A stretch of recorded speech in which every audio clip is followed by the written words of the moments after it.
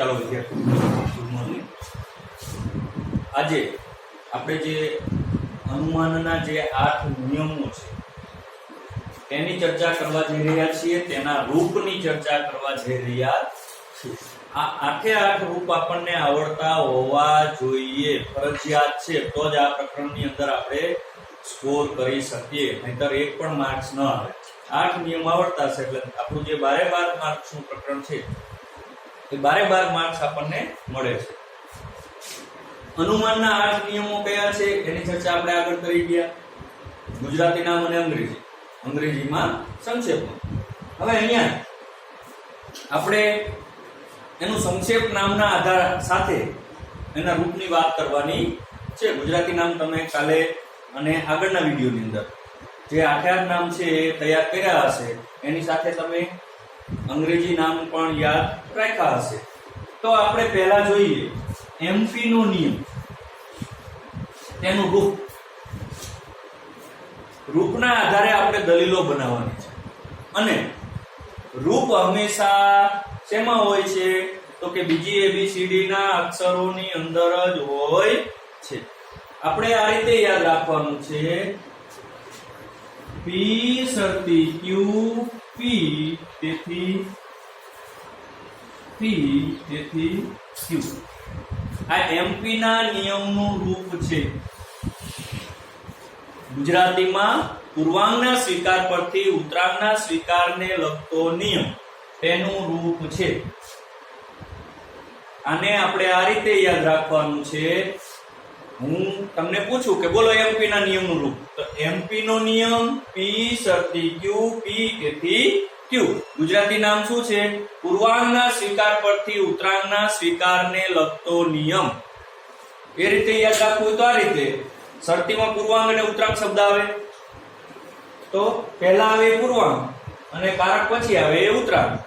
તો પી શરતી ક્યુ, પૂર્વાંગનો સ્વીકાર, તેના ઉપરથી શેનો સ્વીકાર કરવામાં આવ્યો? ઉત્તરાંગના સ્વીકારને લગતો નિયમ. કયો નિયમ? એમપી નો નિયમ. બરોબર? આ રીતે યાદ રાખવાનું છે. એમપી નો નિયમ પી શરતી ક્યુ પી તેથી ક્યુ. એમપી નો નિયમ પી શરતી ક્યુ પી તેથી ક્યુ. એટલે કે આ નિયમનું રૂપ છે. એની અંદર આપણે આ રૂપના આધારે કોઈ પણ આપણને આવું આપેલું હોય, પી શરતી ક્યુ અને પી આપેલું હોય, તો આપણે ક્યુ નિષ્પન્ન કરી શકીએ છીએ, એટલે કે ક્યુ ને ઉતારી શકીએ છીએ. આ તો રૂપ છે. આના વિધાનો અલગ હોય, કઈક આપણને આવું આપેલું હોય, આર સમુચ્ચય એસ શરતી એન વિકલ્પન ટી, આર સમુચ્ચય એસ.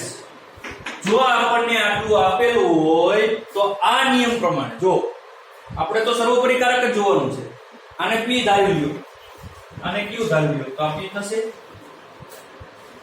અને તો આપણે શું કહેવાનું છે? સર્વોપરી કારક જ જોવાનું છે.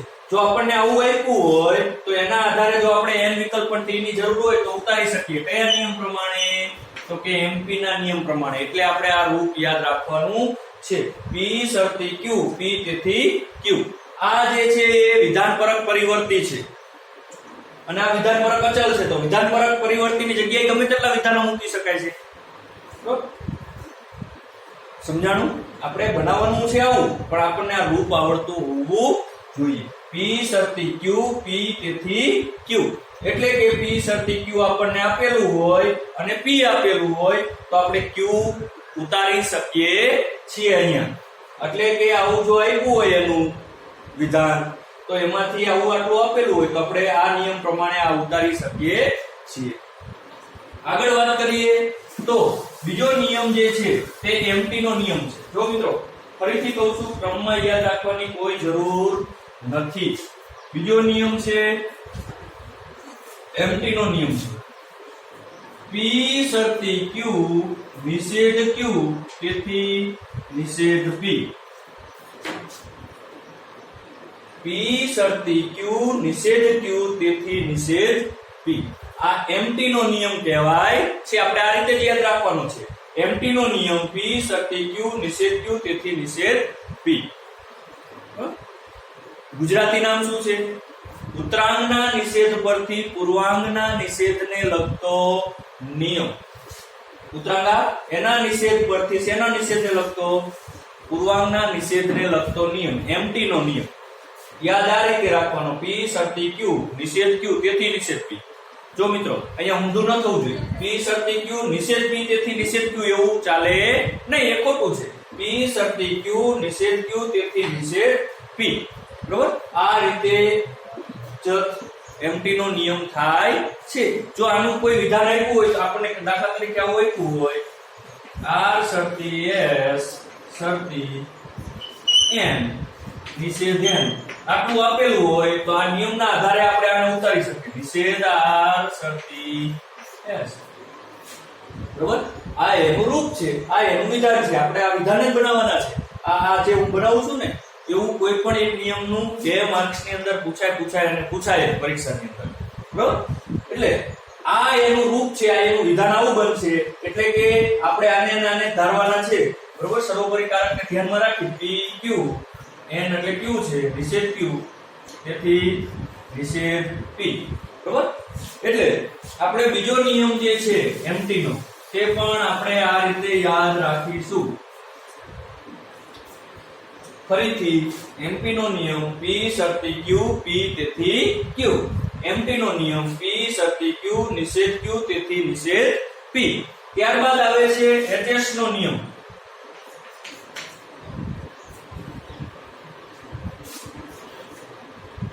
P શરતી Q Q શરતી R તેથી P શરતી R.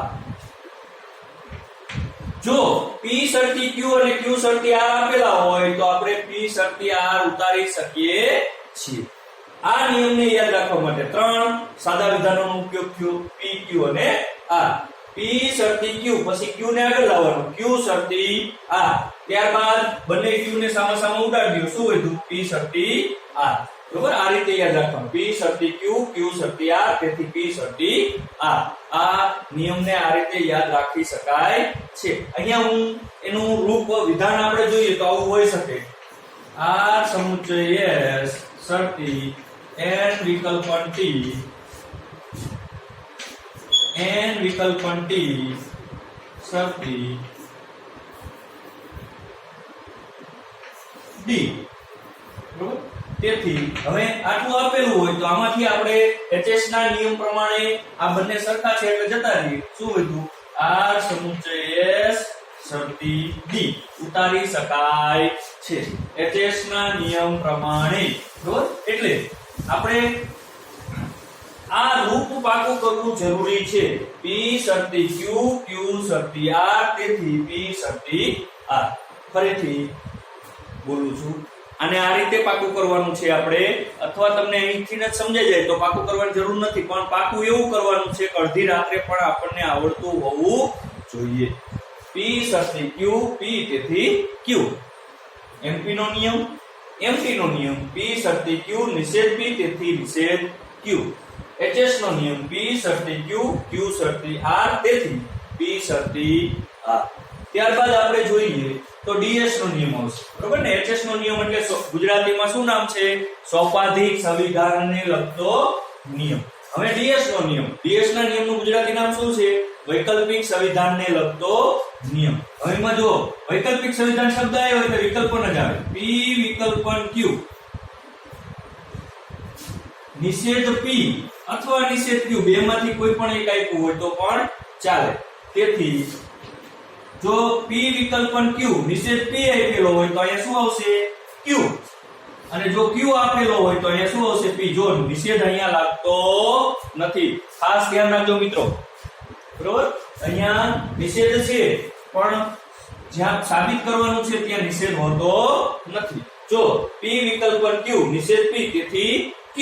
અથવા તો આનો આ નિયમ આ રીતે પણ હોઈ શકે. P વિકલ્પન Q નિષેધ Q તેથી P. પણ આપણે અત્યારે યાદ આટલું જ રાખવાનું. P વિકલ્પન Q નિષેધ P તેથી Q.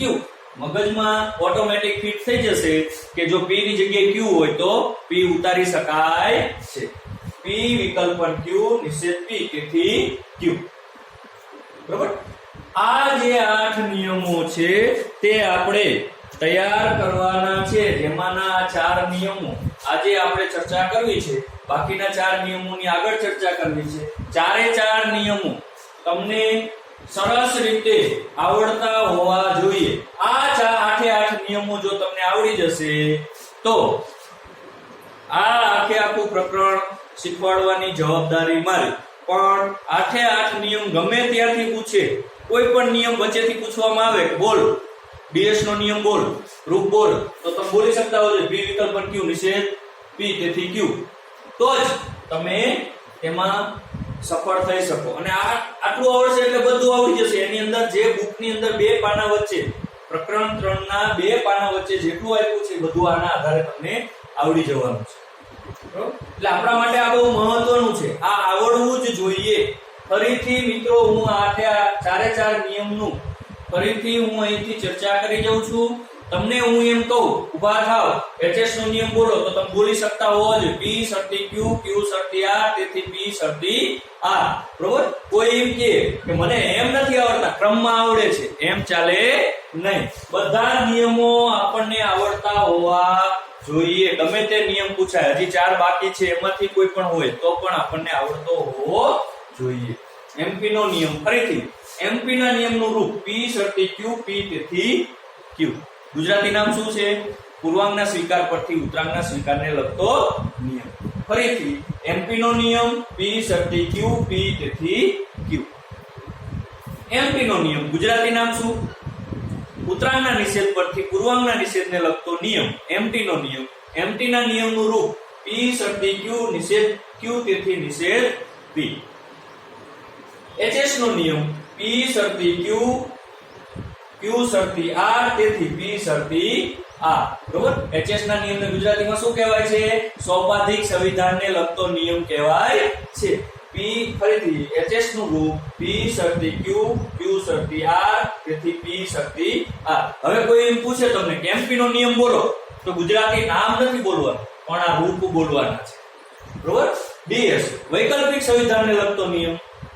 ડીએસ નો નિયમ શું છે? તો કે પી વિકલ્પન ક્યુ, નિષેધ પી તેથી ક્યુ. અને જો નિષેધ ક્યુ આપ્યું હોય તો પી. આ રીતે આ 4 નિયમો તમને આવડતા હોવા જોઈએ. આગળના જે 4 નિયમો છે એની ચર્ચા આપણે કાલે ફરીથી કરી.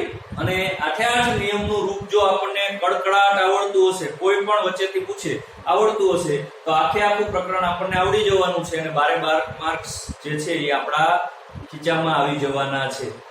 બરોબર? તમારે પછી ક્યારેય આખા વર્ષ દરમિયાન ક્યારેય બીજું ત્રીજું પ્રકરણ વાંચવું નહીં પડે. હા, 15 દિવસે એકવાર થોડીક પ્રેક્ટિસ કરવાની, 15 દિવસે 15 મિનિટ આપવાની ત્રીજા પ્રકરણને. બરોબર? તો ઝડપથી તમને આવડી જશે અને સ્કોરિંગ થશે સારો.